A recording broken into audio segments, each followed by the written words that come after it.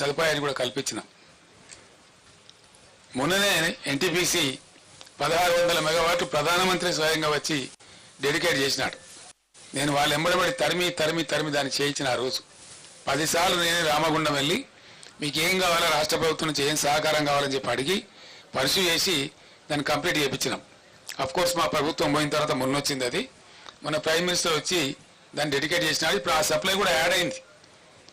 అంటే మా ప్రభుత్వం ఉన్నప్పటికంటే ఇంకొక 1600 మెగావాట్లలో 85%.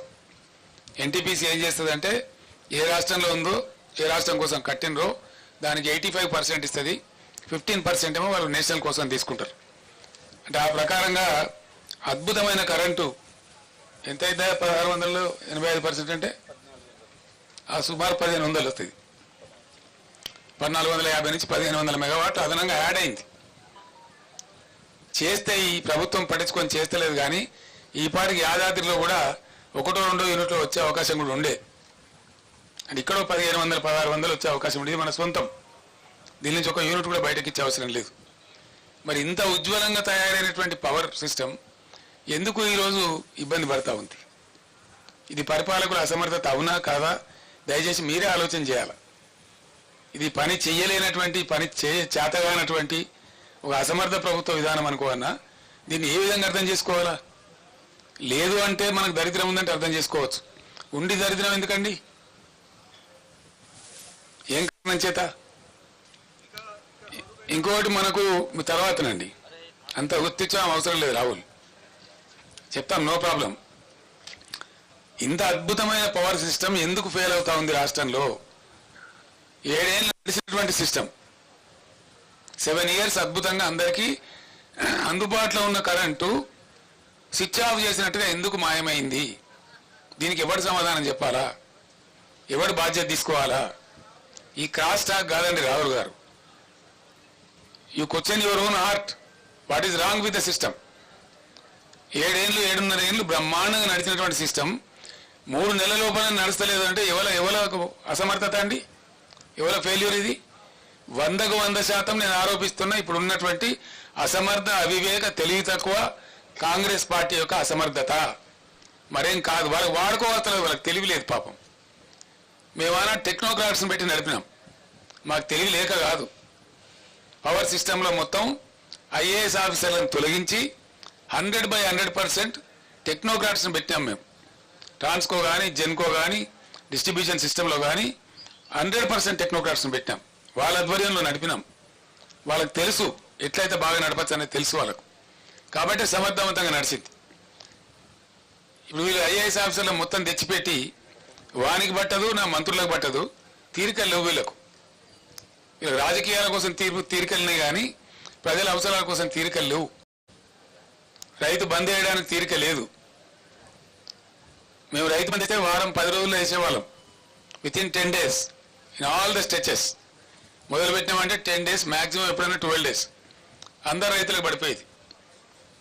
ఇప్పుడు వీళ్ళు అనుమానాలు కలిగించి 5 ఎకరాలకు ఇస్తామని, 3 ఎకరాలకు ఇస్తామని, 7 ఎకరాలకు ఇస్తామని ఇందులో పెద్ద విజయం సాధించినట్టు, తోకమట కథ చేసినట్టు, అదేదో గొప్ప డంబాచారం అన్నట్టు, అదేదో వేస్ట్ పథకం అన్నట్టు వీళ్ళు ఇష్టారీతిగా మాట్లాడుకుంటా. నేను మాట్లాడలేదండి. ఇది 4వ నెల కాబట్టి నా గొంతు ఇప్తా ఉన్నా. ఎవరైనా కొత్తగా గెలిస్తే వాళ్ళకి టైం ఇస్తాం. 2 months, 3 months, 4 months టైం ఇస్తాం. వాళ్ళు కూడా సర్దుకోవాలా, అర్థం చేసుకోవాలా, అవగాహన చేసుకోవాలి. ఇలా మంచినీటి పథకం ఏందండి Bhagiratha? What is wrong with it? అద్భుతంగా నడిపినమే 5 ఏళ్ళు 6 ఏళ్ళు బ్రహ్మాండంగా ప్రతి ఇంటికి నల్లతో నీళ్ళు వచ్చినాయే, రాలేదా? మళ్ళీ ఇయ్యాలి ఎందుకు? ఆనాడు ఒక బిందె కనిపించిందా? హైదరాబాద్ నగరంలో కానీ, బయట ఊళ్ళల్లో కానీ, గ్రామాలలో కానీ ఒకరైనా ఒక ట్యాంకర్ కనబడ్డదా? ట్యాంకర్ల బిజినెస్ కనబడ్డదా? ఇవాళ ట్యాంకర్లు కొనుక్కునే దుస్థితి ప్రజలకు ఎందుకు వచ్చింది? బిందెలు బట్టి మోసుకునే పరిస్థితి తెచ్చినటువంటి కారకులు ఎవరు? ఇవాళ ఆ అసమర్థులు ఎవరు? ఇవాళ గవర్నమెంటు, ముఖ్యమంత్రి, మంత్రులు కాదా? వీళ్ళు సమీక్ష జరిపినరా? కనీసం పట్టింపున్నదా వీళ్ళకు? వ్యవసాయం ఏం జరుగుతూ ఉందని సమీక్ష ఉందా? ఇవాళ పంటలు ఎండినాయి. నాకుండే సమాచారం మేరకు 15 లక్షల పైచిలకు ఎకరాల పంటలు ఎండుతా ఉన్నాయి. పంటలు ఎండని జిల్లానే లేదు. పంటలు ఎండనటువంటి జిల్లానే లేదు. ఒక్క నల్లగొండ జిల్లాలోనే సాగరాయకట్టు మిగతాయి కలుపుకుంటే 3.5 లక్షల నుంచి 4 లక్షల మధ్య పంట ఎండిపోతా ఉంది. అన్ని నియోజకవర్గాలు ఎండుతా ఉంది. ఆలేరు నియోజకవర్గంలో ఎండుతా ఉంది, భువనగిరిలో ఎండుతా ఉంది, తుంగతుర్తిలో ఒక 25,000 ఎకరాలు. ఈరోజు రైతులు చెప్పినారు, వాళ్ళు చెప్పిన లెక్క నాకు నేను కళ్ళతో చూసిన లెక్క. ప్రతి ఊరికి 200, 300, 400 ఎకరాలు ఎండుతా ఉంది. ఇక సూర్యాపేటలో ఒక 20-24 ఎకరాలు ఎండుతా ఉంది. భయంకరంగా సాగర్ ఆయకట్ల కూడా చాలా తీవ్రంగా ఎండిపోయింది పంట. ఎందుకండి, ఏం కారణం చేత ఎండబెట్టింది మీరు సాగర్ ఆయకట్లో? ఈ రోజు కూడా నాగార్జున సాగర్లో even today when I'm speaking to the press, MDDL కంటే అబోవ్గా 7 TMC వాటర్ ఉంది. ఎండిడిఎల్ కింద కూడా మనం వాడుకోగలిగిన మరో 7 TMC వాటర్ ఉంది. 14-15 TMC వాటరు ఇప్పుడు కూడా సాగర్లో వాడుకోగలిగే పరిస్థితి ఉంది. ఆనాడు కూడా ఈ బుడముండ KRMB ఉండే. KRMB అంటే ఎవడండి? వాడు మన సూపర్ బాసా? వాడు 2 రాష్ట్రాల మధ్య నీటి పంపిణీకి సమన్వయకర్త గంతే. వాడే మనకు బాస కాదు కదా. వానికి అప్పచెప్పి టోటల్ ప్రాజెక్టును తక్కువగా తెలివిహీనంగా ఆ కేంద్ర మంత్రి తీయగపుల్లగా మాట్లాడితే KRMB చేతుల మొత్తం అధికారాన్ని అప్పచెప్పి ఇలా నాగార్జున సాగర్ కట్ట మీదకి ఎక్కలేనటువంటి దుస్థితిని తీసుకొచ్చిన అసమర్థ ప్రభుత్వం ఎవరండి?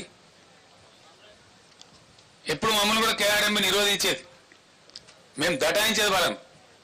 మాకంటే ఆంధ్ర ఎక్కువ తీసుకున్నది పోయిన 2-3 సంవత్సరాలలో. మా క్యారీ ఫార్వర్డ్ ఇవ్వాలి, మాకు రైట్ ఉన్నదని చెప్పి వాళ్ళు ఆపిన తూములు లేపి 4 తళ్ళు 3 తళ్ళు ఇచ్చినాం.